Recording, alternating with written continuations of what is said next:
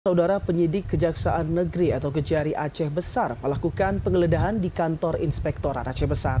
Penggeledahan dilakukan sebagai tindak lanjut dari penyelidikan atas indikasi korupsi yang diduga melibatkan anggaran perjalanan dinas selama 5 tahun terakhir.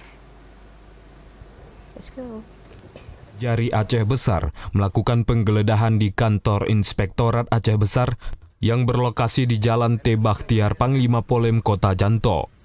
Penggeledahan ini merupakan bagian dari upaya penegakan hukum terkait dugaan tindak pidana korupsi penyalahgunaan anggaran surat perintah perjalanan dinas atau SPPD dalam kurun waktu 2020 hingga 2025.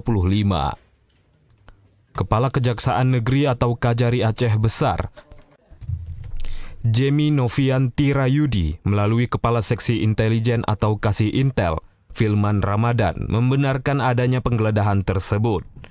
Ia menjelaskan bahwa penggeledahan ini dilakukan sebagai tindak lanjut dari penyelidikan atas indikasi korupsi yang diduga melibatkan anggaran perjalanan dinas selama 5 tahun terakhir.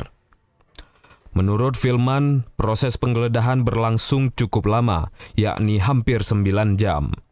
Selama kegiatan tersebut, tim penyidik dari Seksi Pidana Khusus atau Pitsus Kejari Aceh Besar menyita sejumlah dokumen penting yang diyakini berkaitan erat dengan perkara yang sedang ditangani.